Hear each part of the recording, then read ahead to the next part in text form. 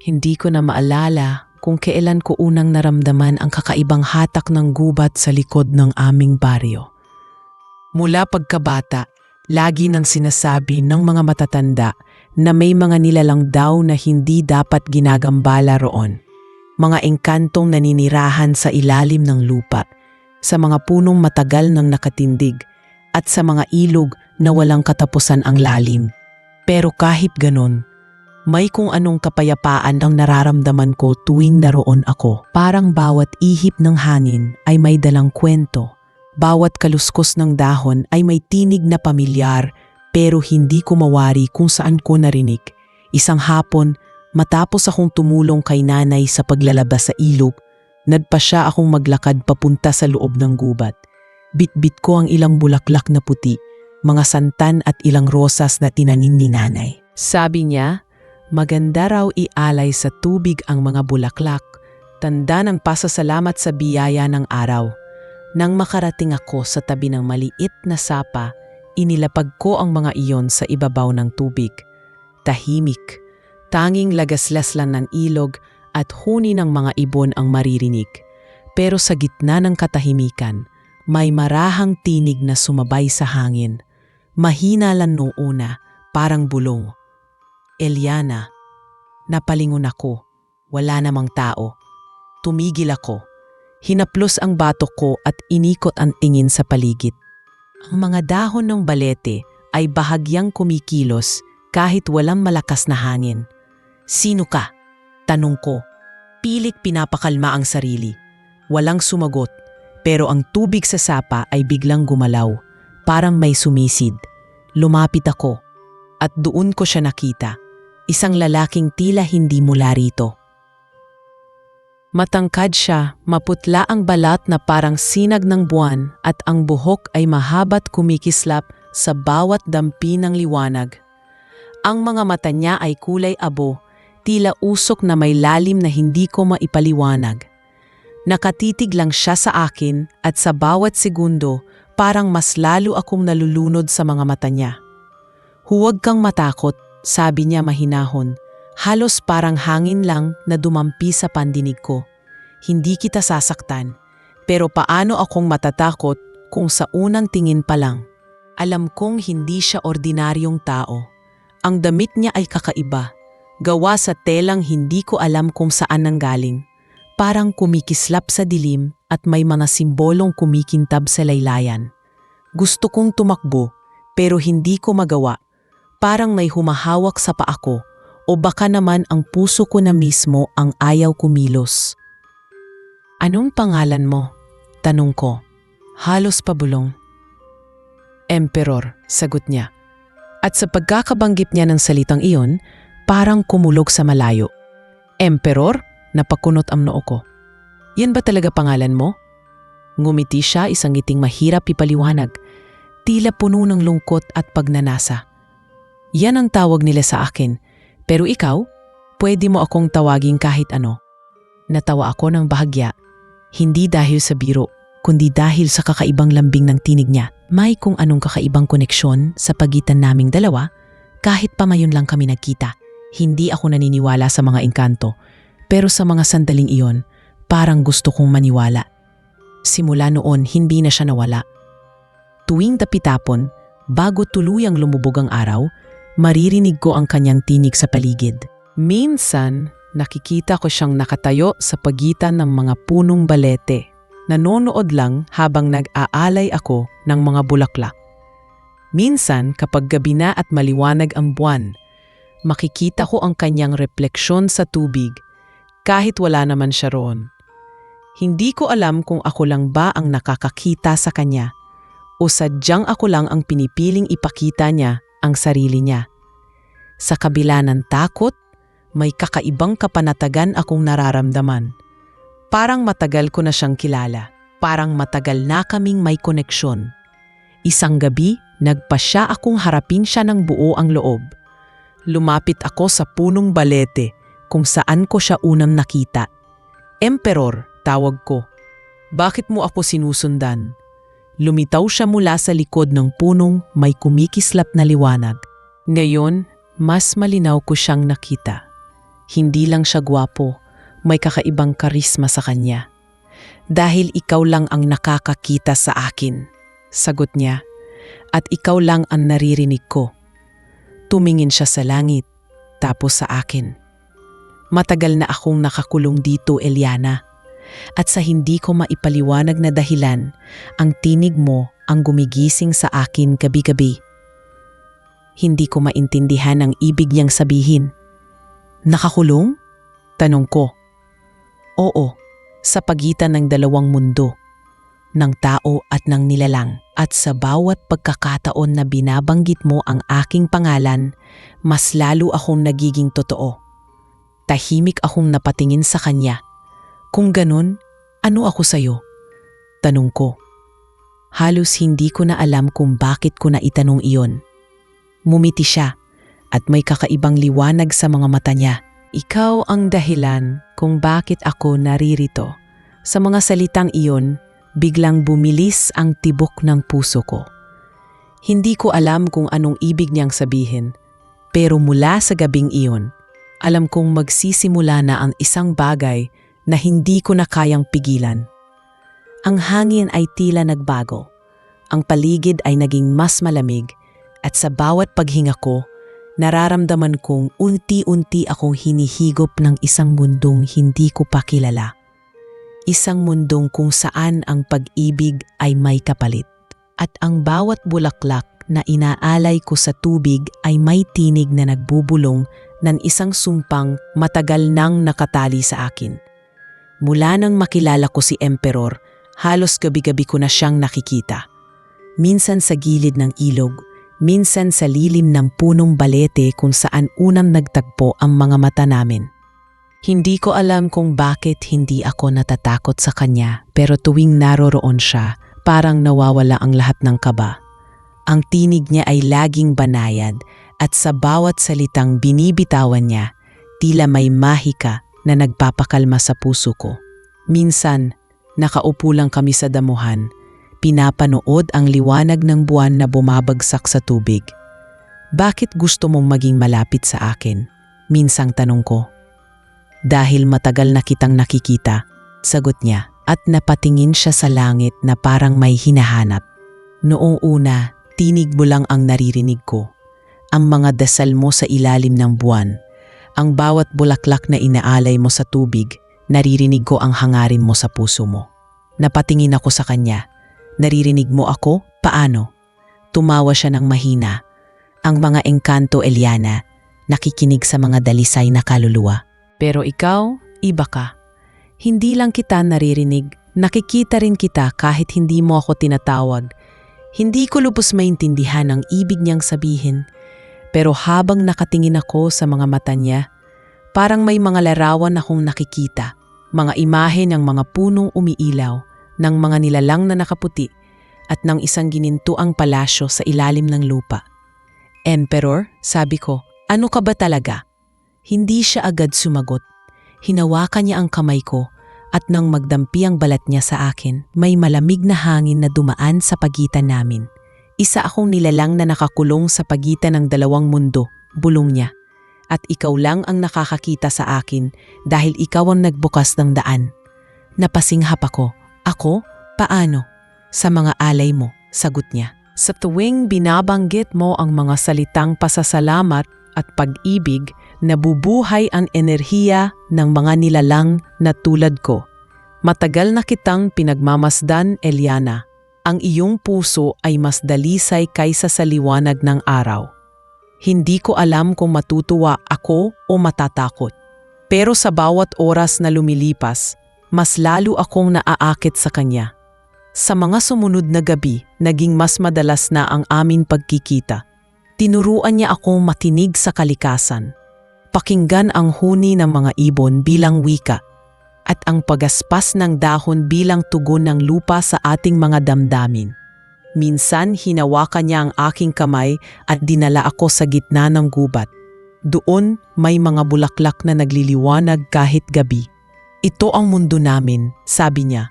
Ngunit hindi mo pa kayang pumasok ng tuluyan. Tinanong ko siya kung bakit. Dahil hindi pa ako ganap, sagot niya. Kailangan ko pa ang isang bagay na matagal ko nang hinahanap.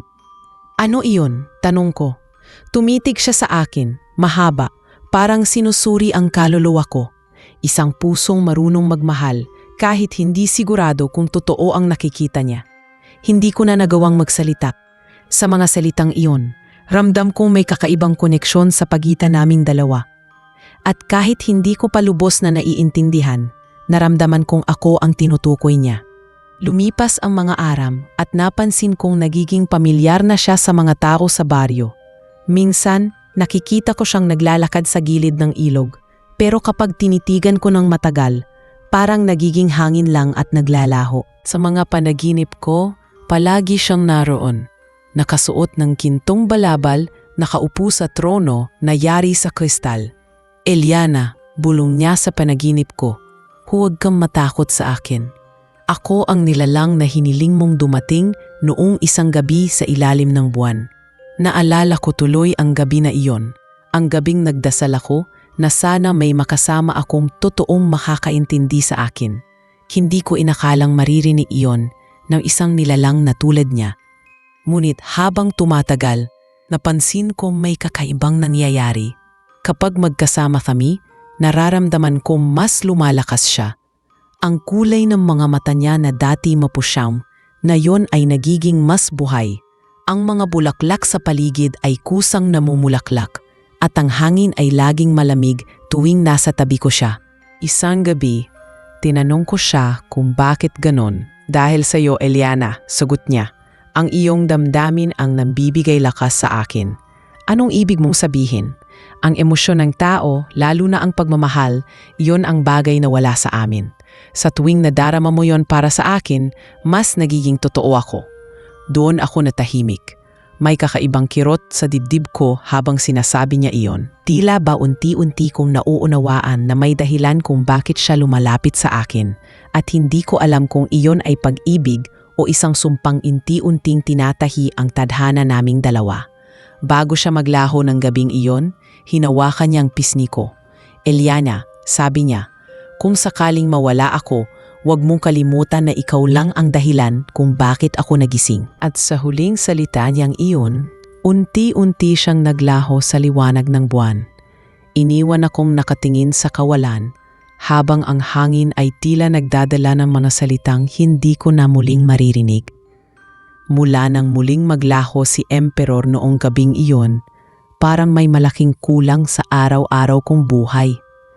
Ang bawat umaga tila walang kulay. Madalas akong mapatingin sa ilog kung saan siya unang lumitaw, umaasang baka muling magpakita. Hindi ko alam kung anong uri ng damdamin ang bumabalot sa akin. Lungkot ba o pananabik? Sa tuwing naiisip ko ang mga sinabi niya, nararamdaman kong may mas malalim pa siyang itinatago. Lalo kong naalala ang mga salitang, ang emosyon mo ang nagbibigay lakas sa akin. Hindi ko alam kung iyon ay isang paalala o babala. Isang gabi, habang nakaupo ako sa ilalim ng punong balete, muling umihip ang malamig na hangin. Sa una, akala ko guni-guni lang, pero nang tumingin ako sa gilid ng ilog, naroroon siya. Nakasuot siya ng puting kasuotan na tila gawa sa hamog. Ang mga mata niyang kulay abo noon ay ngayon tila bahagyang nagiging kayumanggi, parang unti-unti siyang nagiging tao. Napalunok ako sa gulat. Emperor, tawag ko. Dahan-dahan siyang lumapit sa akin at sa bawat hakbang niya, nararamdaman kong nag-iiba ang paligid. Ang mga alitaptap ay nagliliparan at ang tubig sa ilog ay tila kumikislap. Akala ko hindi ka nababalik, sabi ko habang nanginginig ang tinig ko. Hindi ko kayang lumayo sa'yo. Tugon niya. Tuwing sinusubukan kong iwan ang mundong ito, hinahatak ako pabalik ng tinig mo. Umupo siya sa tabi ko at sa unang pagkakataon, hindi siya mukhang nilalang mula sa ibang daigdig. Huminga siya ng malalim, saka nagsalita.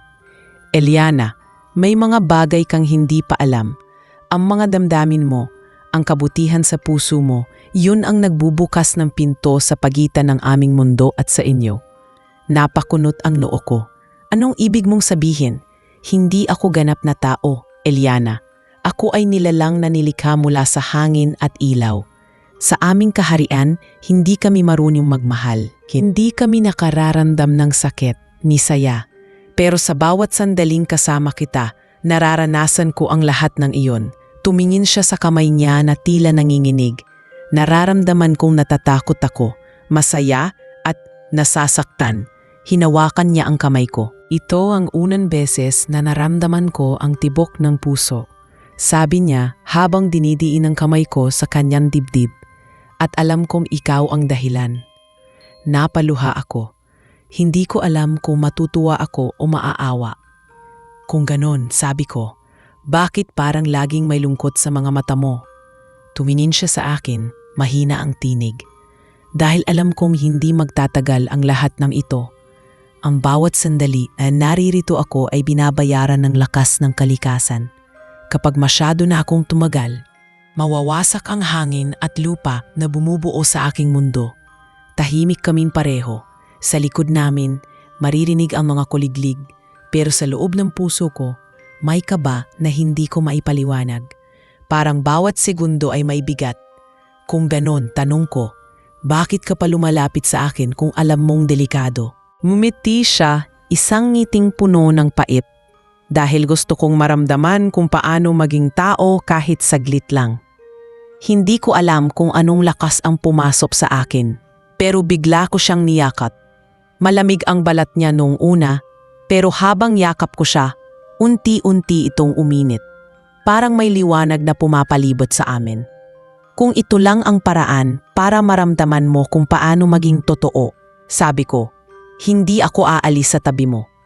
Humigpit ang yakap niya sa akin at ramdam kong lumakas ang tibok ng anyang puso. Ang paligid ay tila umikot, ang mga bituin ay lumiwanag ng higit pa sa dati. Pagkatapos ng gabing iyon, parang mas naging madalas ang mga pagdalaw niya. Dumadating siya kahit sa liwanag ng araw at minsan naglalakad kami sa palayan na parang ordinaryong magtasintahan. Ngunit sa bawat araw na lumilipas, napapansin kong mas mabilis siyang napapagod at minsan ay bigla na lang naglalaho sa hangin. Emperor, sabi ko minsan, baka delikado na ito. Baka masira ang mundo mo. Kung masisira man, sagot niya, hindi ko pagsisisihan dahil sa wakas nalaman kong may puso pala ako. Isang gabi, habang nakahiga ako sa damuhan, pinagmamasdan ko ang mga bituin. Dumating siya, walang salita. Umupo siya sa tabi ko at tiningnan din ang langit. Eliana, mahina niyang sabi, kung sakaling dumating ang araw na hindi na kita maalala, huwag mong kalilimutan na kahit sandali, minahal kita ng totoo. Napatingin ako sa kanya, nagulat sa sinabi niya. Anong ibig mong sabihin? May mga batas sa aming kaharian na hindi ko kayang labagin. Kapag tuluyan na akong naging tao, kailangan kong isuko ang lahat ng alaala ng mundong ito. Hindi ko alam kung bakit pero biglang nanlamig ang paligid. Ang mga alitaptap ay naglaho at ang ilog ay biglang tumahimik. Hinawakan ko ang mukha niya at naramdaman kong nanginginig siya. Hindi ko hahayaang mangyari yon, sabi ko. Hahanapin kita kahit saan, kahit pa mawala ka sa alaala mo. Tumingin siya sa akin at sa unang pagkakataon, may luhang dumaloy sa kanyang pisngi. Ngayon ko lang naramdaman kung ano ang pag-iyak, bulong niya. At masakit pala. Yumakap siya sa akin ng mahigpit at sa yakap niyang iyon, naramdaman kong parang unti-unti kaming lumulubog sa liwanag. Ang huling narinig ko ay ang tinig niyang pabilong. Kung ito man ang simula ng katapusan, hayaan mong dito na ako magsimula sa piling mo. Pagkatapos ng gabing iyon, halos hindi ko na mawari kung ano ang totoo at kung ano ang panaginip. Araw-araw, naiisip ko si Emperor. Ang mga salita niyang puno ng pag-ibig, ngunit may halong lungkot. Hindi ko alam kung paano haharapin ang katotohanang posibleng mawala siya, lalo pat ramdam kong mas lumalalim ang damdamin ko para sa kanya. Hindi ko na rin alam kung kailan nagsimula, pero parang sa bawat tibok ng puso ko, pangalan niya ang naririnig ko. Emperor. parang musika na paulit-ulit sa isip ko. Lumipas ang ilang araw bago siya muling nagpakita. Nang makita ko siya, ibang-iba na siya. Ang kutis niyang dati malamig na parang hamog ay tila may kulay na at ang mga mata niyang kulay abo ay mas nagiging kayumanggi. Parang mas nagiging tao siya sa bawat pagkikita namin. Emperor, sabi ko habang nakatitig sa kanya, parang nag-iiba ka. Tumango siya. Oo, dahil sa'yo. Umupo siya sa tabi ko sa damuhan. Ang mga baliri niya ay dahan-dahang humaplos sa lupa at nang gawin niya iyon, parang nagdilim ang paligid. Ngunit kailangan kong mag-ingat. Bawat pagbabago mo ay may kapalit. Hindi ko agad naintindihan ang ibig niyang sabihin hanggang isang gabi. Habang magkasama kami sa ilalim ng buwan, biglang may malakas na ihit ng hangin. Ang mga sanga ng punong balete ay kumilos na para bang may buhay. Narinig ko ang tinig ng albularyo mula sa baryo. Ang matandang laging nagbibigay ng babala tungkol sa mga engkanto. Eliana! Sigaw niya mula sa di kalayuan. Umalis ka dyan! Hindi ka ligtas. Napatingin ako kay Emperor, ngunit tila nanigas siya. Ang kanyang anyo ay unti-unting naglalaho at sa mga mata niya, may takot na hindi ko pa nakikita noon. Emperor, anong nangyayari?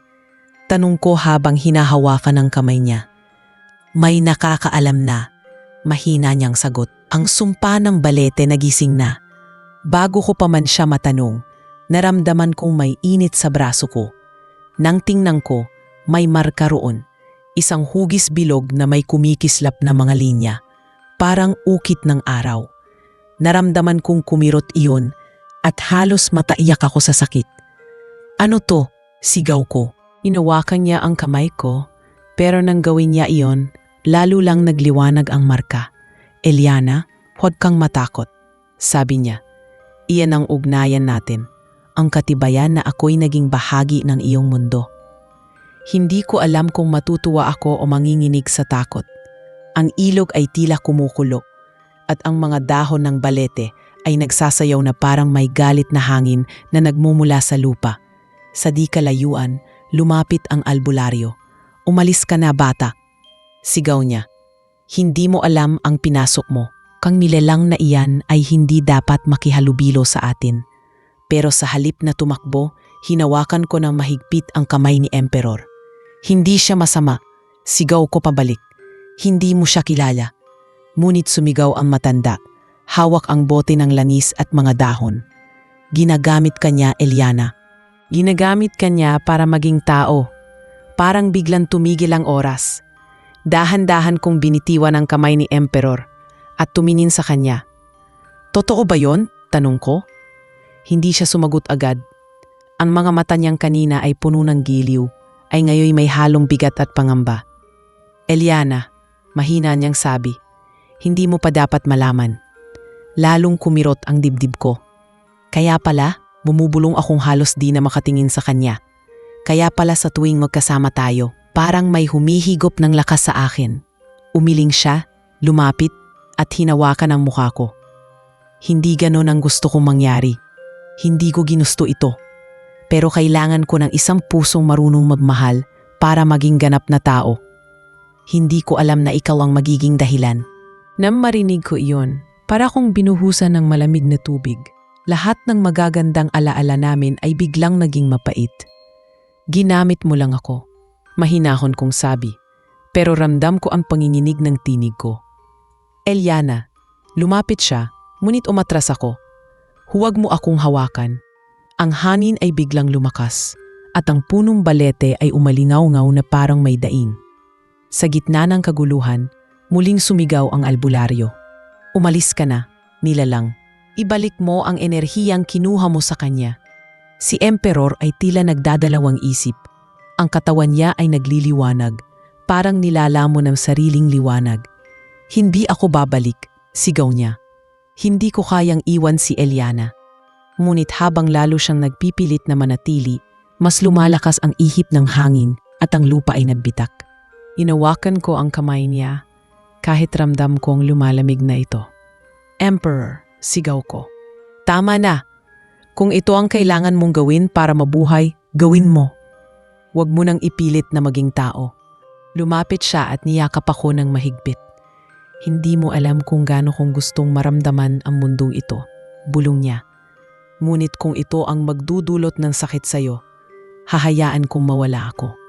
Sa huling sandaling iyon, naramdaman kong unti-unti siyang naglalaho sa mga bisig ko.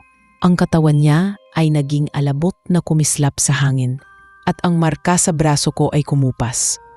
Ang paligid ay muling natahimik at ako'y naiwan mag-isa sa ilalim ng punong balete. Hawak-hawak ang sariling dibdib na tila may puwang na hindi na kailanman mapupunan. Ang albularyo ay lumapit sa akin. Mabigat ang tinig. Ang pag-ibig ng tao at engkanto ay bawal anak. Sa bawat damdaming mong ibinigay, isang bahagi mo ang kinuha niya. Tumingin ako sa mga bituin at sa kalmadong tubig ng ilog. Nakita ko ang refleksyon kong may luha sa mga mata. Hindi ko alam kung galit ako o nagmamahal pa rin. Pero isang bagay ang sigurado, sa gabing iyon nawala si Emperor at kasama niyang dinala ang parte ng pagkatao ko na hindi ko na mababawi. Pagkalipas ng ilang araw mula nang mawala si Emperor, tila nagbago ang paligid ng baryo. Ang dating tahimik na gubat ay naging malamig at madilim. Kahit ang mga ibon ay bihira ng marinig at ang ilog kung saan ko dati iniaalay ang mga bulaklak ay tila nawala ang kinang nito. Araw-araw kong binabalikan ang punong balete. Umaasang muli siyang lilitaw, ngunit tanging kaluskos ng hangin at amoy ng basang lupa ang sumasalubong sa akin. Hindi ko alam kung galit pa ba ako sa kanya o kung nag-aalala lang ako. Sa tuwing naiisip ko ang mga salitang binitiwan niya, na ako ang dahilan kung bakit siyang nagising, parang may bahagi sa puso kong ayaw pa ring tanggapin ang katotohanan. Ngunit isang gabi, habang naglalakad ako pauwi galing sa ilog, biglang umihip ang malamig na hangin. Tumigil ako nang maramdaman kong parang may humawak sa balikat ko. Paglingon ko, wala naman akong nakita. Pero sa lupa, may bakas ng liwanag. Parang may nag-iwan ng hugis ng paa, kumikislap ng pilak bago tuluyang naglaho. Emperor, mahina akong tawag, ngunit tanging katahimikan lang ang sagot. Nang marating ko ang bahay, nakaupo si nanay sa labas, may hawak na rosaryo. Anak, sabi niya, narinig mo ba ang sinabi ni Mang Lito? May kakaibang nangyayari daw sa gubat. May mga nakikitang anino at minsan daw ay umiilaw ang mga sana ng balete. Napatigil ako. Alam kong may kinalaman iyon kay Emperor. Baka may bumabalik, sabi ko sa sarili ko halos pabulong. Kinabukasan, muling bumisita si Mang Ildefonso, ang albularyong sumigaw sa akin noong gabing naglaho si Emperor. Eliana, sabi niya habang hawak ang lumang baston, hindi pa tapos ang ugnayan ninyo. Hanggat may bahagi pa ng kanyang enerhiya sa'yo, babalik at babalik ang epekto ng sumpa. Anong ibig ninyong sabihin? Tanong ko. Ang markang nawala sa braso mo ay hindi tuluyang nawala. Nakatago lang. Sa oras na maramdaman niya ang kailangan kanya muli, magigising iyon. Tumingin siya sa akin, seryoso ang mukha. Huwag ka nang bumalik sa gubat. Kapag tinawag kanya muli, huwag kang tutugon. Ngunit hindi ko kayang sundin iyon. Sa mga sumunod na gabi, paulit-ulit kong naririnig ang kanyang tinig sa hangin, mahina, halos parang bulong ng panaginip. Eliana. Sa bawat pagbigkas ng pangalan ko, nararamdaman kong lumalakas ang tibok ng puso ko at unti-unting sumasakit ang braso ko. Nang tingnan ko ito, nanumbalik ang marka, na yun ay may bahagyang liwanag na asul. Hindi ko alam kung ano ang dapat kong gawin. Bago ako nakatulog ng gabing iyon, naramdaman kong umiinit ang paligid at sa pagitan ng aking panaginip, nakita ko siyang muli. Nakatayo siya sa gitna ng balete, nakasuot ng itim na balabal, ang mga matay muling kulay abo, ngunit may halong dilaw. Eliana, sabi niya, hindi ko sinasadyang saktan ka, pero kailangan kong matapos ang sinimulan ko. Lumapit ako sa kanya sa panaginip. Pilit hinahawakan ang kanyang kamay, ngunit hindi ko magawa. Bakit mo kailangan bumalik? Tanong ko, halos umiiyak. Dahil hindi ako ganap na tao, sagot niya. Ang ritual na ginawa ko noon ay hindi pa tapos. Ang iyong puso ay ang susi at hanggat hindi ko natatapos iyon, mananatili akong nilalang na walang mundo. Nang magising ako kinabukasan, pawis na pawis ako at ang braso ko ay may marka pa rin. Lumapit ako sa ilog at sa tubig, nakita kong iba na ang refleksyon ko. Sa paligid ng mga mata ko, may maninipis na guhit ng liwanag, parang bakas ng mahika. Doon ko naisip, baka may naiwan din sa akin mula sa kanya. Simula noon, nagsimula akong makaramdam ng mga bagay na hindi ko kayang ipaliwanag. Naririnig ko ang mga tinig ng hangin, nakikita ko ang mga aninong dumaraan kahit wala namang tao, at tuwing gabi, parang may sinag na sumusunod sa bawat galaw ko. Isang gabi, habang tahimik akong nakaupo sa tabing ilog, naramdaman kong biglang lumamig ang hangin. Ang tubig ay kumalma at sa gitna nito, unti-unting lumitawang ang isang anino. Mula sa liwanag, dahan-dahang nabuo ang anyo ni Emperor. Hindi na siya kasing liwanag ng dati, ngunit halata sa mukha niya ang panghihina. Eliana, sabi niya, ang sumpa ng balete ay nagising. Ang mga nilalang ng aming mundo ay nagagalit dahil ginamit ko ang emosyon mo para mabuhay. Kailangan ko ng tulong mo. Lumapit ako, ngunit umiwas siya. Hindi mo na ako dapat lapitan, dagdag niya, dahil bawat sandaling magkasama tayo ay unti-unting kumukuha ng lakas mula sa'yo. Hindi ko kayang hayaan kang mawala, sagot ko. Kung kailangan mo ng tulong ko, tutulungan kita. Ngumiti siya ng malungkot. Ang pag-ibig mo, Eliana, iyon ang dahilan ng lahat. Ngunit iyon din ang magpapahamak sa atin. Sa mga salitang iyon, biglang kumidlat at ang lupa ay umuga. Ang punong balete sa di kalayuan ay biglang nagliyab ng malamlam na liwanag at sa loob nito, parang may mga mata na nagmamasid. Dumating na sila, sabi ni Emperor, ang mga tagapangalaga ng aming mundo. Gusto nila akong ibalik at burahin ang lahat ng bakas mo sa akin.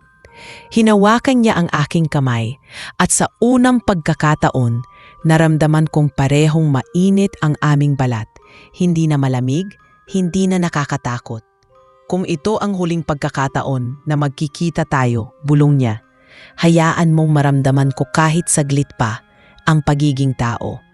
At bago pa ako makasagot, hinaklos niya ang pisngi ko at hinalikan ako. Sa halik na iyon, parang may enerhiyang dumaloy mula sa kanya papunta sa akin. Ang ilog ay kumislap at ang mga mata sa puno ay naglaho. Nang magbukas ako ng mata, wala na siya. Ang paligid ay tahimik, ngunit ang dibdib ko ay kumikirot. Nang tumingin ako sa tubig, hindi ko nakita ang sarili kong refleksyon. Ang nakita ko ay siya, nakangiti. Parang nagsasabing hindi pa tapos ang lahat. Pagkatapos ng gabing iyon sa ilog, halos hindi ako makatulog. Paulit-ulit kong naiisip ang mga salitang binitiwan ni Emperor. Ang halik niyang parang nagdulot ng kakaibang init sa katawan ko. At ang pagliwanag ng tubig na tila naging salamin ng dalawang magkaibang mundo. Sa mga sumunod na araw, napansin kong mas lumala ang mga kakaibang nangyayari sa paligid.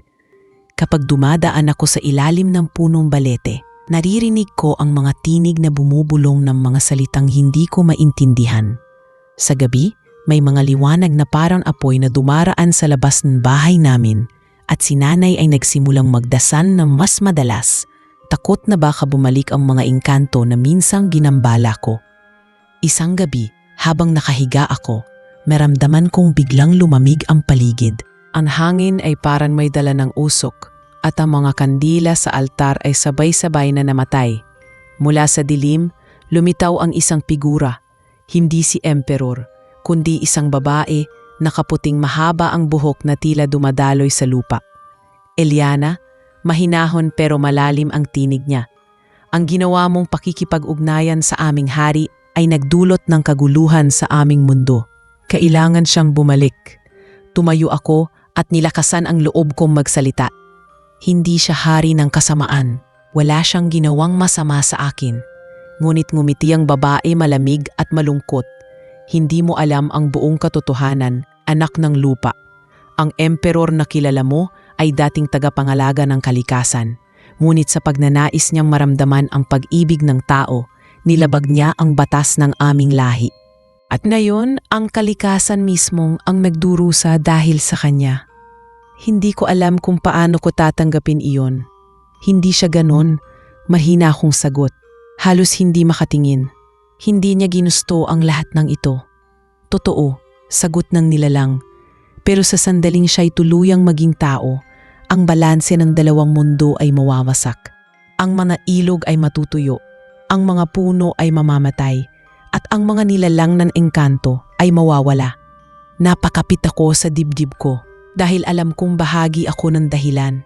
Kung ganoon, tanong ko, ano ang kailangan kong gawin? Tumitig siya sa akin, malamlam ang mga mata. Ibalik mo siya. Tanging ikaw lamang ang makakagawa niyan. Dahil ang ugnayan ninyo ay itinakda sa pagitan ng iyong puso at ng kanyang kaluluwa. Kinabukasan, hindi ko na mapigilang pumunta muli sa gubat. Habang naglalakad ako papasok, napansin kong iba na ang itsura nito. Ang mga puno ay tila natutuyo. Ang mga ibon ay hindi na umaawit at ang hangin ay mabigat na parang may dalang lungkot. Nang makarating ako sa ilog, nakita ko siyang nakatayo sa gitna, nakatingin sa tubig na tila humihinga ng mabigat.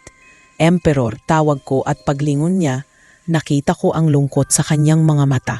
Eliana, sabi niya, alam kong narinig mo na ang sinabi ng tagapagbantay. Tama siya. Ako ang dahilan ng pagkasira ng aming mundo. Lumapit ako sa kanya, halos humakbang sa tubig. Kung ganoon, bumalik tayo. Kung iyan ang makakapagligtas sa inyong mundo, tutulungan kita.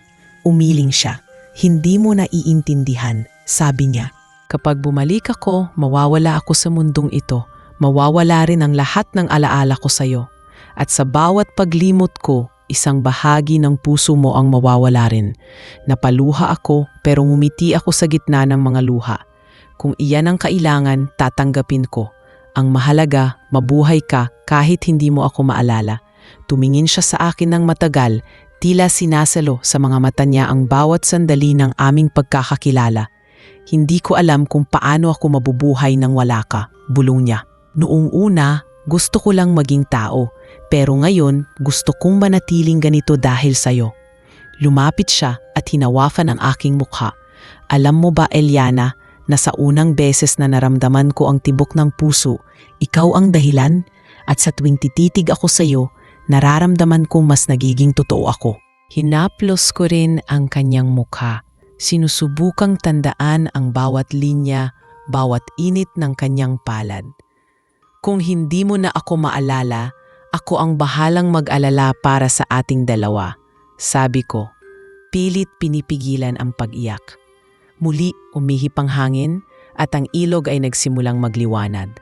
Mula sa ilalim ng tubig, may lumitaw na mga aninong kulay ginto, mga nilalang ng liwanag na tila humihila sa kanya pabalik.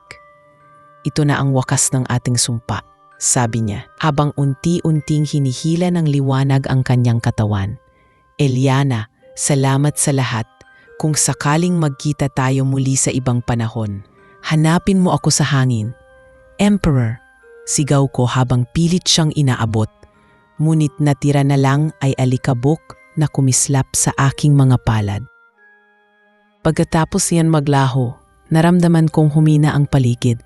Ngunit sa halip na mamatay, ang mga dahon ay muling nagberde at ang ilog ay muling kumislap ng malinaw na tubig.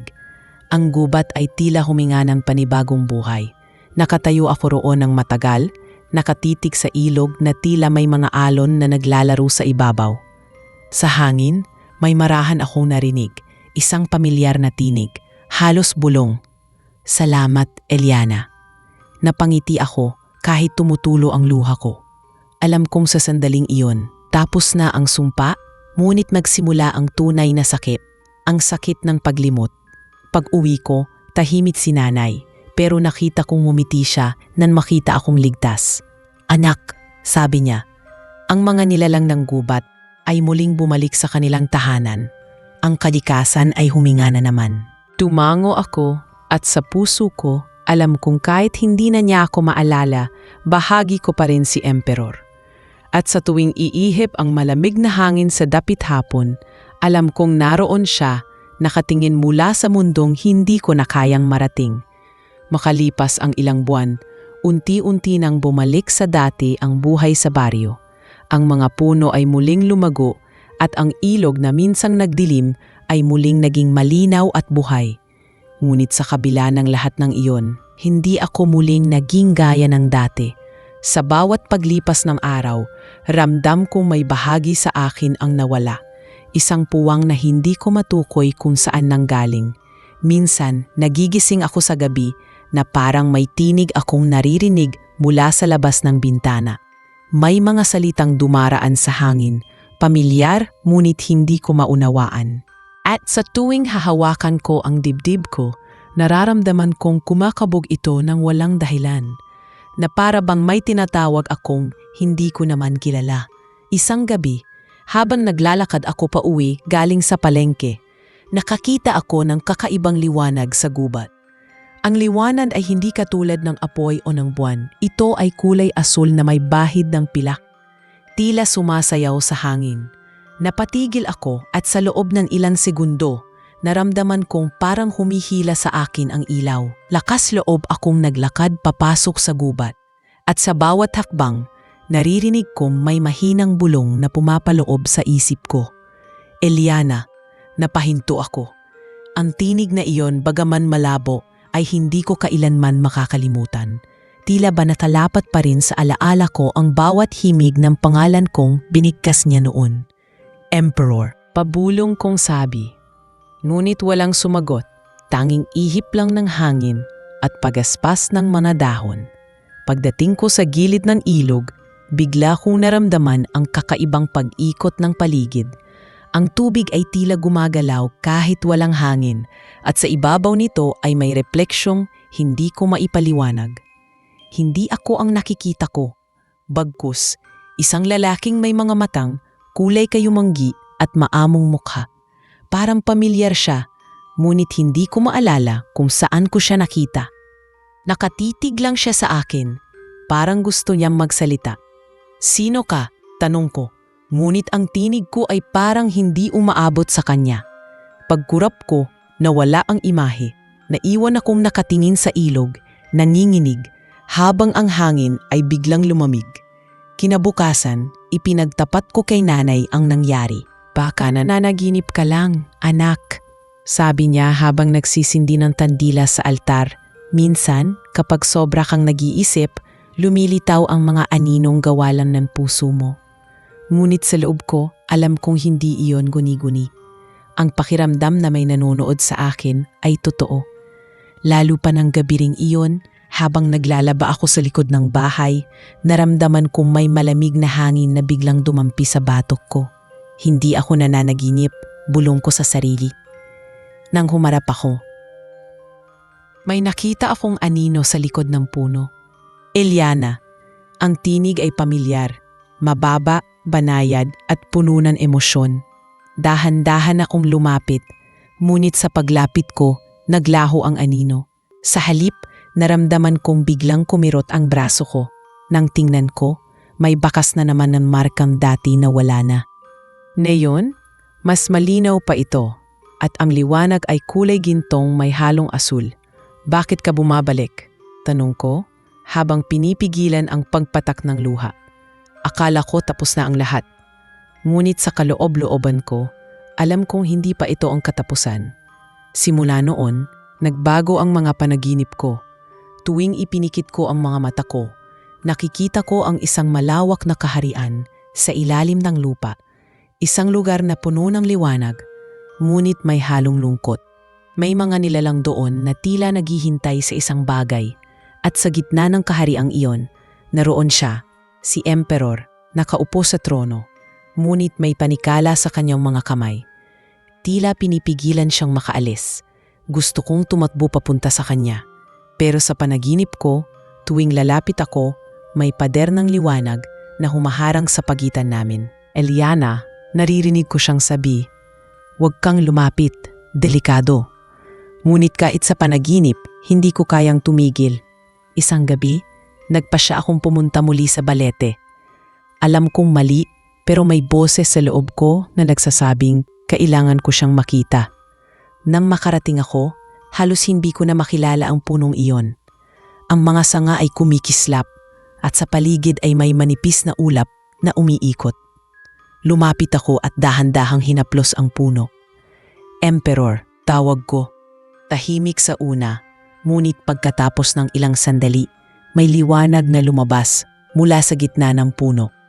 Ang liwanag ay lumago hanggang sa may anyong bumuo, isang figura ng lalaki, ngunit hindi siya katulad ng dati. Ang buhok niya ay mas maikli, ang mukha ay mas maputla. Ngunit ang mga matang iyon, hindi ko kailanman makakalimutan. "Eliana," pabulong niyang sabi, halos parang panaginip. "Hindi mo dapat ako tinawag." Napahakbang ako pabalik. "Emperor, ikaw nga ba yan?" Tumango siya. "Oo, ngunit hindi na ako kagaya ng dati. Ang kaluluwa ko ay hinati ng mga tagapangalaga. Ang kalahati ay nanatiling nilalang ng liwanag at ang kalahati ay ibinagsak dito sa pagitan ng lupa at hangin." Ang mga alaala ko sa iyo, unti-unti nang naglalaho. Hindi ko napigilang lumapit sa kanya. "Kung ganon, hayaan mo alalahanin kita sa halip. Hindi ko hahayaang tuluyang mawala ka." Ngunit umiling siya at sa kanyang mga mata, nakita ko ang pighati. Kapag patuloy kang lalapit, mapapasama ka rin sa pagitan ng dalawang mundo at kapag nangyari yon, hindi ka na makakabalik bilang tao. Tumingin ako sa kanya at sa kabila ng lahat ng babala, binitiwan ko ang mga salitang matagal ko nang gustong sabihin. Kung ang kapalit ng pag-ibig ko ay ang mawala sa mundong ito, handa akong tanggapin iyon. Dahil mas pipiliin kong mawala kaysa mabuhay na wala ka. Ngumiti siya ng malungkot at dahan-dahang lumapit sa akin. "Kung ganoon, huwag kang matakot sa mga susunod na mangyayari. Dahil kapag dumating ang oras, ikaw na ang magpapasya kung saan mo gustong manatili." At bago pa siya tuluyang maglaho, iniwan niya ang mga salitang iyon, isang paalala na may darating na pagpipilian. At sa sandaling iyon, alam kong hindi pa tapos ang kwento namin. Sa ilalim ng balete, habang humahaplos ang malamig na hangin sa balat ko, naramdaman kong unti-unting nabubuhay muli ang koneksyon namin. Ngunit kasabay ng pagbalik na iyon, may paparating na bagyo na hindi ko kayang pigilan. Mula nang muli kong makita si Emperor sa ilalim ng punong balete, hindi na muling naging payapa ang mga gabi ko. Sa tuwing ipipikit ko ang mga mata ko, nakikita ko ang mukha niyang tila lumalayo, naglalaho sa hamog ng umaga. Pero ang mas nakakabahala, nagsisimula akong makaramdam ng mga bagay na hindi ko pa naranasan noon. Sa mga panaginip ko, nakikita ko ang mga lugar na hindi ko alam kung totoo. Mga lungsod na gawa sa liwanag, mga nilalang na walang anyo, at isang trono sa gitna ng karagatan ng ulap. At sa bawat pagising ko, laging may bakas ng alabok sa kamay ko, kumikislap bago tuluyang maglaho. Habang lumilipas ang mga araw, napansin kong nagiging kakaiba ang paligid. Ang mga tao sa baryo ay nagsimulang makaramdam ng pagbabago. Ang mga hayop ay tila nagiging balisa at minsan may mga bagay na gumagalaw kahit walang hangin. Nabalitaan kong may mga bata raw na nakakita ng aninong naglalakad sa gubat at may mga ilaw na sumasayaw tuwing gabi sa ibabaw ng ilog. Alam kong may kinalaman iyon kay Emperor o marahil sa koneksyon naming dalawa. Ang marka sa braso ko na ilang buwan nang nanahimik ay muling nagliwanag. Ngunit ngayon, hindi lang ito kumikislap. Tila may mga linya ng enerhiyang umaagos mula rito patungo sa hangin. Isang gabi, habang nakaupo ako sa tabing ilog, May marahang ihip ng hangin na tila may kasamang tinig. Eliana, boses na iyon, bagaman pamilyar, ay may halong panghihina. Emperor, mahina kong sabi, sabay tayo at paglingon. Doon ko siya muling nakita. Ngunit ngayon, hindi na siya kagaya ng nilalang ng liwanag na una kong nakilala. Ang katawan niya ay tila mas totoo, mas laman. Ang balat niya ay may kulay ng tao at ang mga mata niya ay hindi na kulay abo kundi kayumanggi. Halos hindi ako makapaniwala.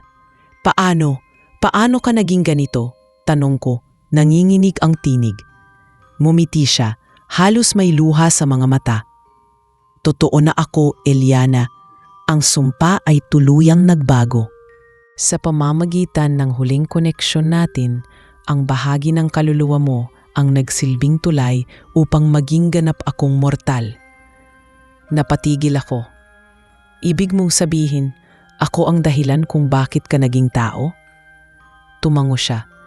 Ang damdamin mo, ang pag-ibig mo, iyon ang tumapos sa ritual na hindi ko kayang tapusin noon. Lalong bumigat ang dibdib ko sa narinig. Pero, ano ang mangyayari sa akin? Tumingin siya sa akin, malungkot ang mga mata. Bawat pagbibigay ng enerhiya ay may kapalit. Sa oras na lubusan akong maging tao, mawawala sa iyo ang kakayahang makita ang mundong ito. Mawawala ang koneksyon mo sa mga nilalang ng engkanto, pati na rin ang lahat ng alaala mo tungkol sa akin. Napakapit ako sa dibdib ko. Hindi na ko hahayaang mangyari yan. Lumapit siya sa akin, hinawakan ang aking mukha at sa sandaling iyon, naramdaman kong hindi na malamig ang kanyang mga palad. Mainit, totoo, buhay. Eliana, sabi niya, hindi mo na kailangang matakot. Ito ang kapalit ng lahat. Isang buhay bilang tao, isang paglimot sa lahat ng sumpa. Tumulo ang luha ko habang nakatingin sa kanya. Pero paano kung ayaw kong makalimot? Paano kung gusto kong maalala ka kahit masakit? Ngumiti siya, mapait, ngunit puno ng pagmamahal. Minsan, ang pag-ibig ay hindi kailangang tandaan para manatiling totoo. Kahit mawala sa isip mo, mananatili ito sa puso mo. Hindi ko alam kung saan nanggaling ang lakas ko, pero niyakap ko siya ng mahigpit. Halos ayaw ko nang bitiwan. Emperor, bulong ko, kung ito ang huling pagkakataon, hayaan mong tandaan ko ang init ng kamay mo. Sa yakap naming iyon, naramdaman kong unti-unting nagbabago ang paligid.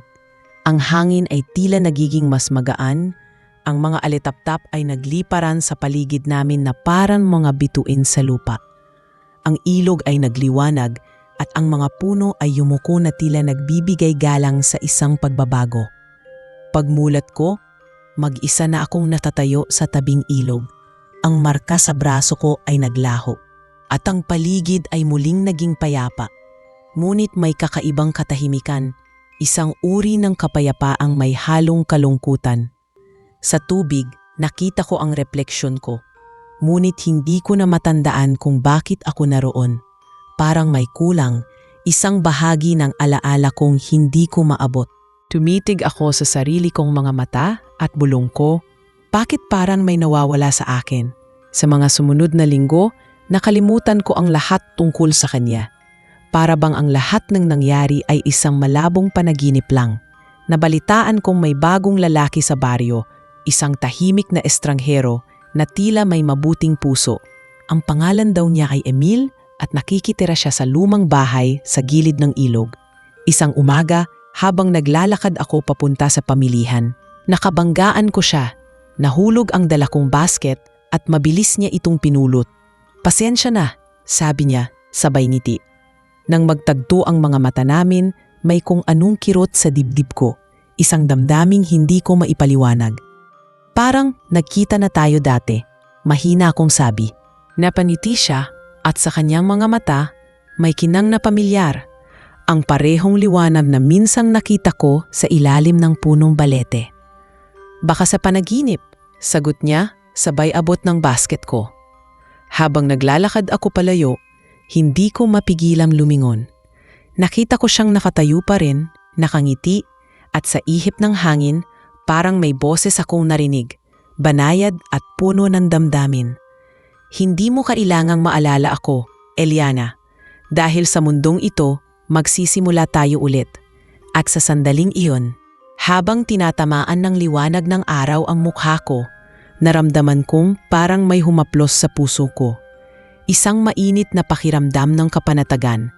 At sa di kalayuan, ang ilog ay tila kumikislap muli, parang nakangiti sa bagong simula ng isang pag-ibig na, bagamat nakalimutan, ay hindi kailanman nawala. Lumipas ang ilang buwan at ang baryo namin ay tuluyang bumalik sa tahimik na daloy ng araw-araw na buhay. Ang mga tao ay abala na ulit sa kanilang mga gawain. Ang mga magsasaka ay bumabalik sa bukid at ang mga bata ay naglalaro sa gilid ng ilog na dati puno ng misteryo. Ako man ay unti-unti nang nakalimot sa mga kakaibang pangyayaring minsan ay bumago sa buhay ko. Parang mga piraso ng panaginip na unti-unting nabubura sa bawat paggising. Ngunit may mga gabing hindi ako mapakali, mga gabing tila may kaluskos sa hangin, at may boses na pabulong na nagsasabing, "Huwag kang matakot, narito lang ako." Hindi ko alam kung imahinasyon ko lang yon, pero tuwing maririnig ko yon, may kakaibang kirot sa dibdib ko. Parang may pinipilit akong alalahanin, ngunit hindi ko magawa. Ang estrangherong si Emil ay tuluyang naging bahagi ng aming baryo. Tahimik siya, marunong makisama, at madalas tumulong sa mga gawain ng mga taga rito. Sabi nila, dapi raw siyang mula sa malayong bayan at nang tanungin ko siya minsan kung bakit siya napadpad dito, ngumiti lang siya at sinabing, hinahanap ko lang ang lugar kung saan mararamdaman kong totoo ako. May kakaiba sa paraan ng pagkakabanggit niya ng salitang totoo. Para bang may kahulugan iyon na mas malalim pa sa simpleng salita. Madalas ko siyang makita sa tabing ilog, nakaupo habang pinagmamasdan ang agos ng tubig. Minsan, nilapitan ko siya at tinanong kung bakit laging doon siya nakapwesto. May kakaibang kapayapaan dito, sabi niya, habang nakatingin sa pagdaloy ng tubig. Parang may sinasabi ang ilog na hindi ko maintindihan, pero pamilyar. Napatitig ako sa kanya at sa ilalim ng araw, nakita kong kumikislap ang mga mata niyang kulay kayumanggi na tila may halong liwanag. Saglit akong natigilan dahil ang tingin niya ay parang matagal na kaming magkakilala. Habang lumilipas ang mga araw, naging malapit kami ni Emil. Madalas kaming magkasabay sa palengke o kaya'y maglakad sa gilid ng bukirin habang nagkukwentuhan. May mga sandaling nakikita ko siyang biglang tumitigil, parang may nararamdaman sa paligid na hindi ko nakikita. May kakaiba sa baryong ito, sabi niya minsan. Parang maraming matang nakatingin, pero hindi lahat ay mula sa tao. Napangiti ako, bagaman hindi ko alam kung bakit. Baka mga engkanto, biro ko, pero napatingin siya sa akin ng seryoso. Marahil nga, sabi niya, ngunit hindi lahat ng engkanto ay masama. May iba na handang isuko ang lahat para lang maramdaman kung paano magmahal. Hindi ko alam kung bakit bigla akong napatigil sa sinabi niyang iyon. Parang tumama iyon sa puso ko nang hindi ko alam kung bakit. Habang nakatingin ako sa kanya, may kakaibang kilig at lungkot akong naramdaman. Parang may bahagi ng puso ko na kumikilos, na parang matagal ng tulog at ngayon lang muling nagising. Ngunit bago ko pa man masabi ang nararamdaman ko, mumiti si Emil at tinakpan ng biro ang bigat ng kanyang sinabi. "Halika na," sabi niya, "baka abutan tayo ng ulan." Dumating ang mga araw ng tag-ulan at sa gitna ng bawat pagbuhos ng tubig, napapansin kong laging naroon si Emil. Lagi siyang handang tumulong sa mga kapitbahay, nag-aayos ng mga bubong at nagdadala ng pagkain sa mga matanda. Lahat ng tao sa baryo ay humanga sa kanya. Ngunit sa kabila ng kanyang pagiging mabait, may mga sandaling nakikita ko siyang tila malayo ang tingin, parang may iniisip na hindi niya masabi.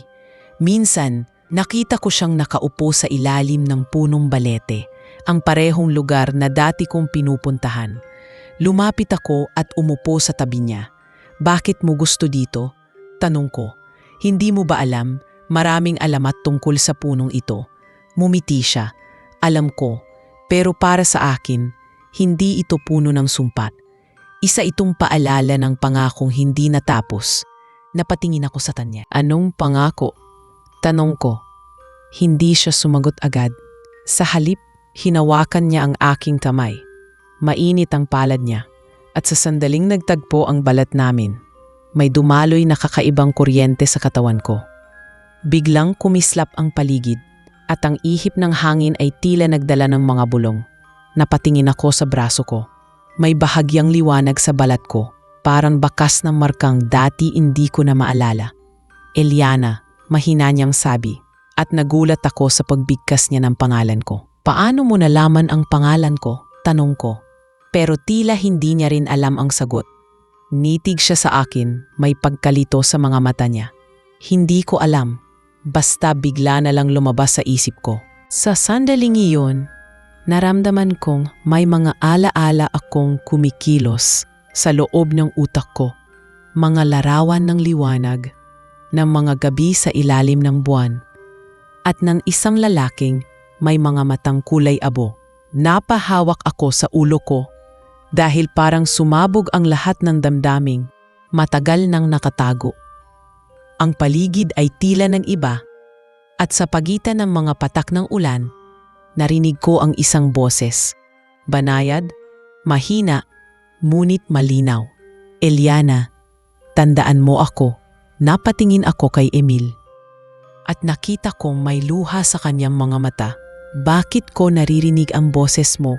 Tanong ko. Halos hindi makahinga. Ngumiti siya, malungkot ngunit may pag-asa. Siguro dahil dahan-dahan mo na akong naaalala. Sabi niya, hindi ko alam kung paano ipapaliwanag. Pero mula nang makilala kita, parang nabubuo ulit ang mga nawawala kong alaala. Tumingin siya sa ilog na tila nakikita ang sarili niya roon.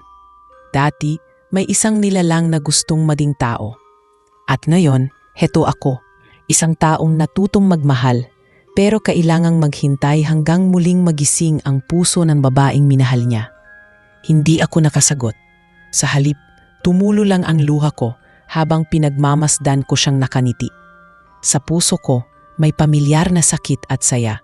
At sa sandaling iyon, kahit hindi ko pa lubos na naiintindihan, alam kong totoo ang damdaming iyon, ang parehong init na minsan ay bumalot sa ilalim ng liwanag ng buwan. Simula nang marinig ko ang mga salitang iyon mula kay Emil, parang hindi na ako mapakali.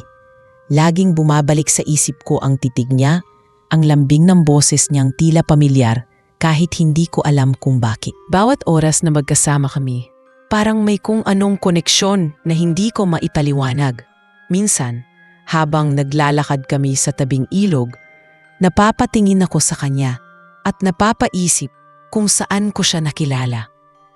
May mga pagkakataon ding sumasakit ang ulo ko, lalo na kapag napapatingin ako sa mga alitaptap sa paligid ng punong balete.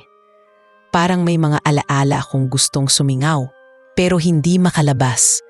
At sa tuwing sinusubukan kong maalala, isang matinding kirot ang pumipigil sa akin. Isang gabi, habang tahimik akong nakaupo sa harap ng bahay, naramdaman kong may humaplos sa hangin. Ang paligid ay tila humina at ang mga dahon sa mga puno ay sabay-sabay na umalon. May liwanag sa malayo, nagmumula sa gubat. Sa una, nag-atubili akong sundan iyon pero may tinig sa loob ko na nagsasabing kailangan kong pumunta.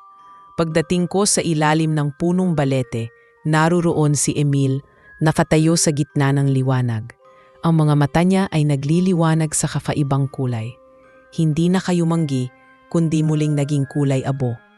Eliana, mahinahon niyang sabi, panahon na para malaman mo ang lahat. Napatigil ako, nanigas sa kinatatayuan ko. Anong ibig mong sabihin? Tanong ko, nanginginig ang tinig. Lumapit siya sa akin at sa bawat hakbang niya, ang lupa ay tila nagliliwanag. Matagal na kitang minahal, Eliana. Ngunit hindi mo naaalala dahil kinuha ng ritual ang lahat ng alaala mong may kinalaman sa akin. Noong ako'y engkanto pa, ikaw ang tanging dahilan kung bakit ko ninais maging tao. Inamit ko ang iyong puso upang mabuhay sa mundong ito, ngunit sa kapalit ikaw ay nakalimot sa lahat. Napaluha ako, hindi ko alam kung bakit. Pero sa bawat salitang binibitawan niya, parang may mga larawang biglang sumasagi sa isip ko. Ang gabi sa ilalim ng buwan, ang ilog, at ang lalaking may matang pilak na laging nagbubulong ng pangalang hindi ko maintindihan noon. Ngayon alam ko na. Si Emil at si Emperor ay iisa. Halos hindi ako makapagsalita. Kung totoo ang sinasabi mo, bakit mo kailangang itago? Bakit mo hinayaan na makalimot ako? Lumapit siya at marahang hinawakan ang kamay ko. Dahil iyon ang tanging paraan para mabuhay ka ng payapa. Noong naging tao ako, sinumpa ako ng mga tagapangalaga ng aming mundo.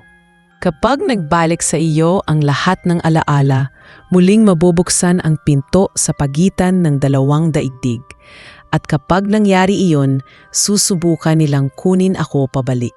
Napatingin siya sa langit at sa pagitan ng mga ulap, may mga aninong kumikilos, mga ilaw na tila nagbabantay.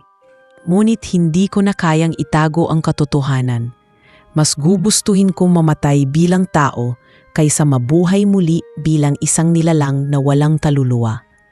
Nang mga sandaling iyon, nagsimulang umulan ng marahan. Ang mga patak ng tubig ay parang mga alaalang unti-unting bumabalik. Naaalala ko ang mga gabing magkasama kami sa ilog, ang mga tawa, ang mga yakap, at ang halik na minsan ay nagpaikot sa buong mundo ko. Hindi ko na mapigilang umiyak. Emperor, bulong ko. Naalala ko na, umiti siya at ang ngiting iyon ay puno ng saya at sakit. Eliana, matagal kitang hinintay. Pero ngayon, kailangan kong harapin ang kaparusahan ng aking ginawa. Bago ko pa man siya mapigilan, isang malakas na hangin ang umikot sa paligid namin. Mula sa kalangitan, bumagsak ang tatlong nilalang na may pakpak na gawa sa liwanag. Ang mga tinig nila ay sabay-sabay na umalingaw-ngaw. Emperor ng liwanag, nilabag mo ang batas ng aming mundo. Ipinagpalit mo ang iyong kapangyarihan kapalit ng pag-ibig ng isang mortal. Ngayon, kailangan mong bumalik upang maibalik ang balanse. Hinawakan niya ang kamay ko ng mas mahigpit. Hindi ako aalis, sigaw niya. Hindi ko siya iiwan. Ngunit sa bawat sandaling naglalaban siya sa mga nilalang ng liwanag, mas lalo siyang nangihina. Ang mga pakpak ng mga nilalang ay tila mga espada ng apoy na bumabalop sa kanya. Emperor, sigaw ko habang hinahabol siya. Huwag niyong gawin to, huwag mo akong iwan. Ngunit tumingin siya sa akin at ngumiti ng mapayapa. Eliana, tandaan mo ito. Hindi ako naging tao para lang mabuhay. Naging tao ako para makilala ka. Muli siyang nilamon ng liwanag at sa isang iglap, naglaho siya sa harap ko. Naiwan akong nakaluhod sa ilalim ng punong balete, basang-basa sa ulan. At humahagulgol na parang bata. Ngunit sa gitna ng aking pag-iyak, may dumampi sa kamay ko. Isang gintong alikabok na marahang kumikislap. Pagtingala ko, nakita kong ang mga nilalang ng liwanag ay nawala na. At ang langit ay muling luminaw. Sa hangin, may boses akong narinig. Mahina, ngunit malinaw. Hindi ako nawala, Eliana. Nasa paligid lang ako. Sa bawat patak ng ulan, sa bawat hangin na dumarampi sa'yo. Pagkatapos ng gabing iyon, araw-araw akong bumabalik sa ilalim ng punong balete. Hindi ko na siya nakikita, pero sa bawat ihip ng hangin, alam kong naroroon siya. At sa mga gabing tahimik, kapag tumitingala ako sa mga bituin, nakikita ko ang isang sinag ng liwanag na kumikislap, parang mga matang minsang tumitig sa akin ng may pagmamahal. Hindi ko alam kung muling magkikita pa kami. Pero sigurado ako sa isang bagay. Kahit magkaiba man ang mundo namin, hindi kailanman mawawala ang ugnayan ng dalawang pusong tinahi ng tadhana. Ang pag-ibig na minsan ay ipinagbawal, ngunit kailanman ay hindi kayang burahin. Lumipas ang ilang linggo matapos ang pagkawala ni Emperor, ngunit ang mga alaala ng gabing iyon ay patuloy na bumabalik sa isip ko. Parang pelikulang paulit-ulit na pinapatugtog sa loob ng utak ko ang liwanag na sumakop sa paligid, ang pagyakap niyang puno ng inip at sakit, at ang mga salitang huling narinig ko mula sa kanya. Sa bawat umaga, dumaraan ako sa ilalim ng punong balete, umaasang baka muling maramdaman ang presensya niya, pero tanging malamig na hangin lang ang sumasalubong sa akin. Wala na siya, alam kong totoo iyon, pero hindi ko pa rin kayang tanggapin. Sa tuwing isinasawsaw ko ang kamay ko sa tubig ng ilog, pakiramdam ko ay naroroon pa rin ang kanyang kaluluwa, nakikinig, nagmamasid at bumubulong ng mga salitang hindi ko marinig ng buo. Isang hapon, habang naglilinis ako ng mga bulaklak sa hardin, napansin kong ang mga dahon sa paligid ay unti-unting kumikintab. Parang may manipis na alikabok ng liwanag na dumadampi sa mga ito. Hindi iyon karaniwan. Tumigil ako at tumingala. Ang langit ay tila mas maliwanag kaysa dati, at ang hangin ay may amoy ng bagong ulan. Bigla kong naramdaman ang kakaibang pag-ikot sa paligid. Parang tumigil ang oras. Nang humarap ako, may isang nilalang na nakatayo sa di kalayuan. Isang lalaking may kasuotan ng puti at gintong sinulid, at sa mga mata niya may kilalang sinag, Eliana. Tawag niya, marahang parang ihip ng hangin. Napalunok ako, halos hindi makapaniwala. Emperor? Mahina akong sabi. Ngumiti siya, ngunit may lungkot sa mga mata niya. Hindi ako lubusang naririto. Isa lamang itong aninong iniwan ko sa mundong ito. Isang bahagi ng sarili kong hindi sumama sa liwanag. Lumapit siya, at kahit alam kong hindi ko siya pwedeng hawakan, pinilit kong abutin ang kamay niya. Ang mga daliri ko ay dumaan sa kanyang anyo na parang usok. Ngunit naramdaman kong may init na dumaloy sa kamay ko. Bakit ka bumalik? Tanong ko, halos pabulong. Akala ko wala ka na.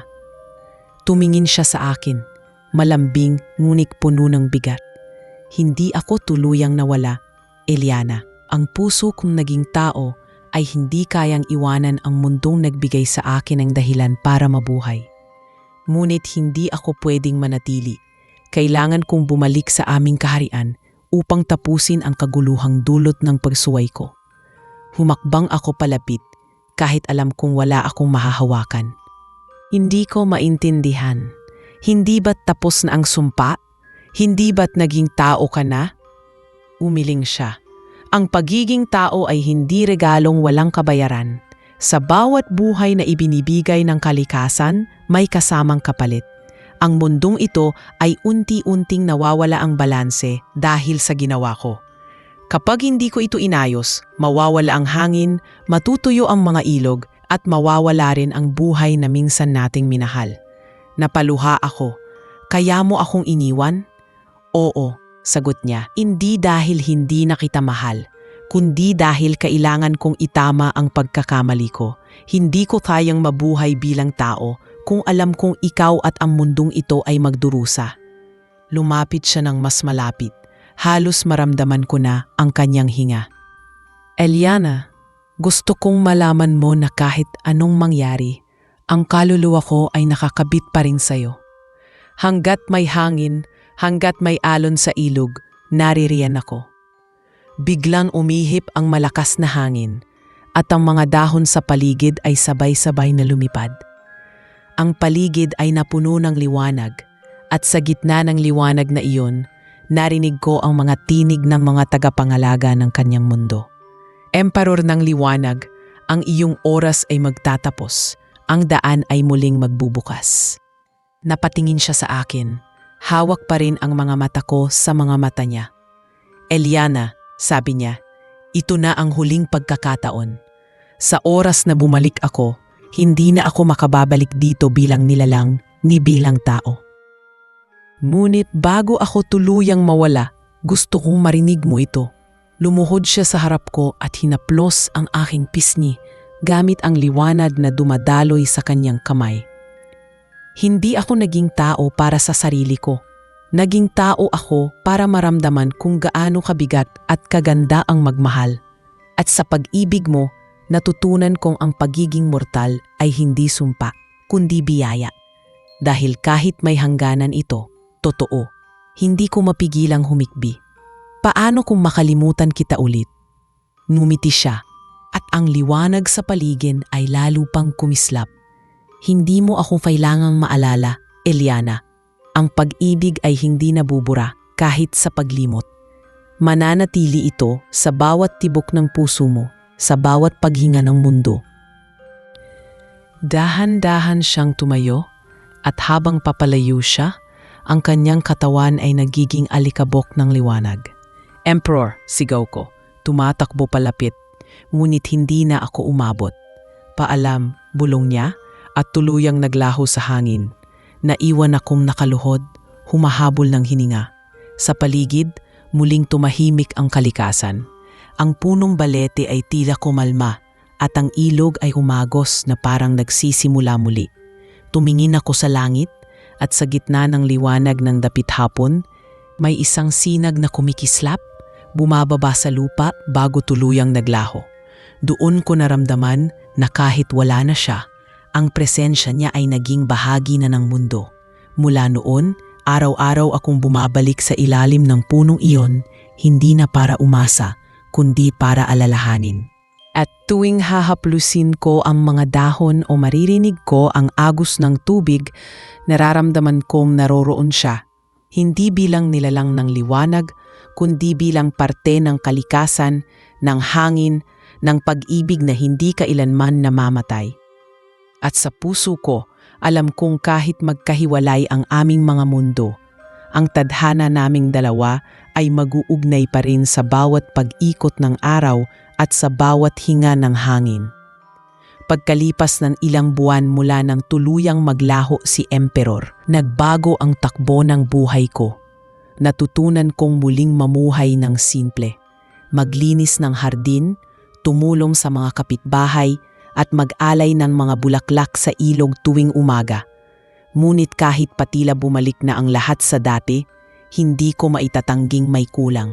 Parang may bahagi ng puso kong hindi pa rin buo. Isang puwang na kahit gaano ko subukang tanggapin, ay patuloy na nananakit sa tuwing mag-isa ako.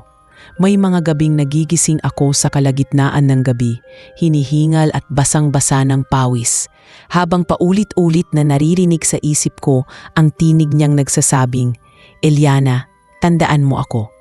Pero paano ko nga ba siya malilimutan kung ang mismong kalikasan sa paligid ko ay nagpapaalala ng kanyang presensya? Isang umaga, habang naglalakad ako papunta sa ilog, napansin kong tila mas maliwanag ang araw kaysa sa karaniwan. Ang mga bulaklak sa paligid ay sabay-sabay na namukadkad at ang mga alitaptap ay naglalaro kahit araw pa lang. Paglapit ko sa pampang, nakita kong kumikintabang tubig, hindi dahil sa araw, kundi dahil may mga sinag na nagmumula sa ilalim ito. Lumuhod ako at dahan-dahang inilapat ang kamay ko sa tubig. Sa sandaling iyon, isang malakas na hangin ang dumaan at sa ibabaw ng alon, nakita kong unti-unting nabubuo ang imahe ng isang lalaking nakasuot ng puti. Emperor, mahina kong sambit, halos hindi makapaniwala. Ngunit hindi siya katulad ng dati. Ang anyo niya ngayon ay tila mas payapa. At ang mga mata niya ay may kakaibang liwanag. Hindi na abo, hindi rin kayumanggi, kundi kulay ginto na parang sinag ng araw. Eliana, tawag niya, at sa bawat pagbigkas niya ng pangalan ko, nararamdaman kong may dumadaloy na init sa dibdib ko. Emperor, totoo ka ba? Tanong ko, nanginginig ang boses ko. Ngumiti siya, marahan at puno ng lambing.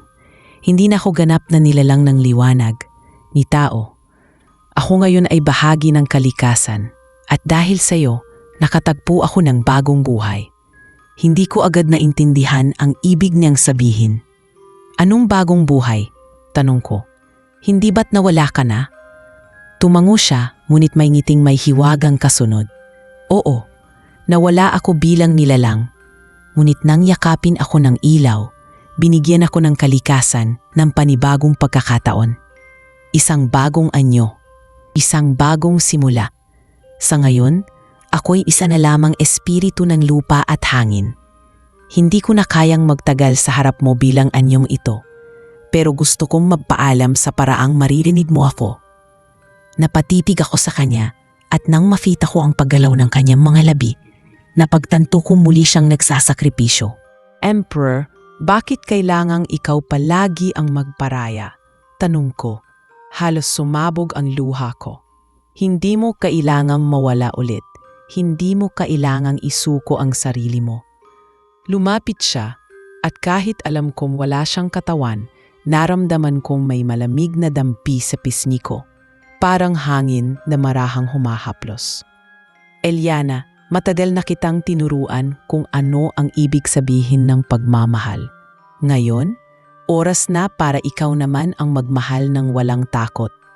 Mabuhay ka bilang ikaw, hindi bilang taong naghihintay sa akin. Umiling ako. Hindi ko kaya, sagot ko, nanginginig ang tinig. Kung wala ka, para akong walang direksyon. Mumiti siya ng malungkot, ngunit puno ng pag-ibig. Hindi ako kailanman mawawala. Sa bawat umagang haharapin mo, ako ang sikat ng araw na magpapainit sa iyong balat. Sa bawat dapitapon, ako ang simoy ng hangin na hahaplos sa buhok mo. At sa bawat pagpatak ng ulan, ako ang luhang bumabagsak mula sa kalangitan, tanda ng pagmamahal kong walang hangganan. Hindi ko na napigilang lumuhod at umiyak. Ang mga luha ko ay nahulog sa ilog at sa bawat patak nito, tila nagliliwanag ang tubig na parang may buhay. Kung ito na talaga ang huli nating pagkikita, sabi ko, gusto kong malaman mong hindi mo kailanman kailangang maging tao para mahalin kita. Minahal kita kahit noong hindi ko pa alam kung sino ka. At patuloy kong mamahalin ang bawat anyo mo kahit ikaw ay maging hangin na lang. Mumipi siya at sa unang pagkakataon, nakita ko siyang danap na payapa. Salamat Eliana, bulong niya. Ang mga salitang iyon ang magpapalaya sa akin. Unti-unti siyang naglaho sa liwanag ng tubig hanggang sa tanging kaluskos na lang ng hangin ang naririnig ko. Ngunit hindi na ito tulad ng dati. Sa bawat huni ng mga ibon at bawat paggalaw ng mga dahon, naririnig ko ang kanyang tinig, banayad, totoo at buhay. Pag-uwi ko, may kakaibang katahimikan sa paligid, ngunit sa katahimikang iyon, may kasamang kapanatagan. Sa unang pagkakataon, hindi ako umiyak. Tumitig ako sa langit at ngumiti. Salamat, Emperor, mahina kong sabi. Ngayong alam kong hindi mo kailangang maging tao para magmahal, kaya ko na rin mabuhay bilang ako. Simula noon, araw-araw akong bumabalik sa ilog, hindi na para hanapin siya, kundi para alalahanin ang pagmamahal na binigay niya. Sa bawat pagdampi ng hangin, naririnig ko ang bulong niya. Hindi ako nawala, Eliana. Kasama mo ako sa bawat tibok ng puso mo. At doon ko napagtanto, ang pag-ibig namin ay hindi kailanman natapos. Bagkus, ito'y nagbago ng anyo, tulad ng kalikasan na patuloy na umiikot, humihinga at nabubuhay. Makalipas ang ilang taon, tila unti-unting gumaling ang sugat na iniwan ni Emperor. Ang mga araw ko ay muling napuno ng sigla at ang baryo ay naging mas payapa kaysa dati. Marami nang nagbago, ang ilog ay mas malinaw kaysa dati. Ang punong balete ay mas malago at tila buhay na buhay. Ngunit higit sa lahat, natutunan kong tanggapin na ang mga bagay na minsang nawala ay maaaring manatiling bahagi ng atin kahit hindi na natin sila nakikita. Sa bawat umaga, inaamoy ko ang simoy ng hangin at pakiramdam ko ay yakap niya iyon. Sa bawat dapit hapon, tuwing tumatama ang huling sinag ng araw sa aking mukha, naririnig ko sa puso ko ang mga salitang minsan niyang binitiwan na kahit magkaibang mundo kami, hindi kailanman maglalaho ang pag-ibig na itinakda ng tadhana. Isang araw, may dumating na balita sa baryo. May bagong guro raw na itatalaga sa paaralan malapit sa ilog, isang lalaki na galing sa Maynila. Ang mga tao ay sabik siyang makilala dahil bihira ang may gustong tumira sa lugar naming tahimik at malayo sa kabihasnan. Nang araw ng kanyang pagdating, kasama ako sa mga lumapit para batiin siya. At doon ko siya unang nakita. Isang lalaking simple ang suot, marangal ang tindig, at may ngiti na tila kay tagal ko nang nakita noon. May kakaibang pamilyaridad sa mga mata niya, at kahit walang dahilan, napatingin ako ng matagal. Nang magtagpo ang aming mga paningin, tila may dumaloy na enerhiya sa pagitan namin. "Magandang umaga," bati niya, sabay ngiti. "Ako po si Emil, ang bagong guro." Sandali akong natigilan. Emil, ang pangalan na iyon ay parang isang tunog mula sa malayong alaala na minsan ay bumuhay sa puso ko. Ngumiti ako pabalik. "Ako si Eliana," sagot ko. "Maligayang pagdating sa San Tadeo." Sa sandaling iyon, hindi ko alam kung anong kakaibang pakiramdam ang gumuhit sa dibdib ko. Parang may tinig sa loob ng puso kong nagsasabing hindi ito ang unang pagkakataon na nagkita kami. Lumipas ang mga araw at naging malapit kami ni Emil. Madalas ko siyang tulungang magturo sa mga bata at sa tuwing magkasama kami, may mga sandaling napapatitig ako sa kanya at napapaisip kung saan ko siya nakita. Minsan, habang naglalakad kami sa ilog, tumigil siya at tumingin sa paligid. "Ang ganda rito," sabi niya. "Parang may kakaibang kapayapaan." Napangiti ako, matagal nang ganito ang lugar na to. Sagot ko. Sabi ng matatanda, pinagpala raw ang lupa dito dahil minsang pinagtagpo ng isang engkanto at ng isang mortal. Napahinto siya at tiningnan ako ng diretsyo. "Engkanto?" tanong niya, tila nagulat. Tumango ako. "Oo," sabi nila, "isang nilalang daw ng liwanag na nagmahal sa isang babae. Pero sa dulo, nagkahiwalay sila para mailigtas ang dalawang mundo." Matagal siyang natahimik, parang nag-iisip. "Nakakatuwa," sabi niya sa huli, parang pamilyar ang kwento. Napangiti ako, bagaman may kung anong kirot sa puso ko. "Siguro dahil marami ng ganitong alamat sa mundo," sagot ko. Pero sa loob-loob ko, hindi ko alam kung iyon lang ba talaga.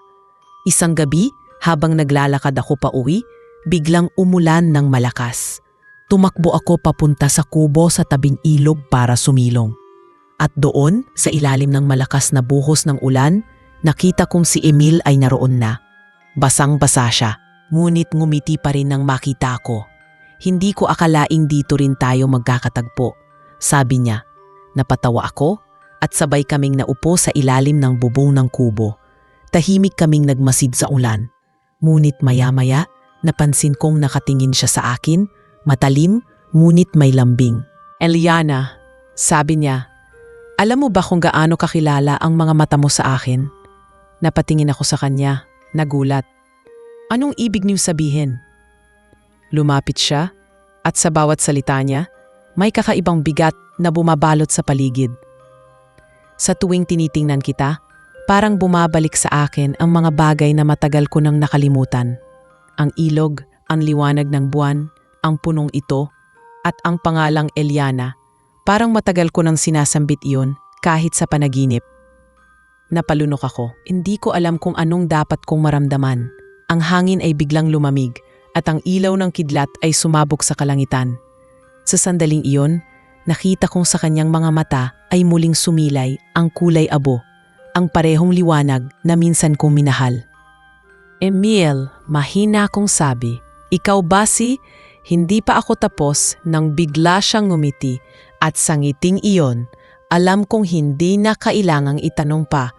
"Ako nga," sabi niya, habang unti-unting dumadaloy ang luha sa mga mata ko. Hindi ko alam kung paano nangyari, pero binigyan ako ng pagkakataon na muling mabuhay, hindi bilang engkanto, kundi bilang isang ganap na tao. At ngayon, narito ako sa harap mo, hindi na bilang empero, kundi bilang si Emil. Hindi na bilang nilalang ng liwanag, kundi isang taong nagmamahal sa'yo. Napahawak ako sa dibdib ko, randam ang bilis ng tibok ng puso ko. Ang mga luha ko ay humalo sa ulan, ngunit sa halip na sakit, kapayapaan ang naramdaman ko. "Ngayon," sabi niya, habang hinahaplos ang pisngi ko, "hindi na tayo kailangang paghiwalayin ng mundo." Lumapit siya at niyakap ako. Mahigpit ngunit banayad, parang yakap ng araw matapos ang mahabang bagyo. "Eliana," bulong niya, Ito na ang simula ng ating panibagong buhay. Sa labas patuloy ang pagbuhos ng ulan, ngunit sa ilalim ng kubo, tila may bagong araw na sumisikat. Ang punong balete sa di kalayuan ay kumikislap ng banayad na liwanag. At sa hangin, may marahang bulong na parang nagmula sa kalikasan mismo. Isang awit ng kaganapan at pagmamahalan na muling natagpuan. Sa wakas, ang dalawang pusong minsan pinaghiwalay ng tadhana ay muling pinagtagpo, hindi na bilang engkanto at mortal, kundi bilang dalawang kaluluwang matagal nang itinakda para sa isa't isa. At sa sandaling iyon, alam kong natapos na ang aming kwento, hindi sa pagkakawala, kundi sa isang pangakong walang hanggan.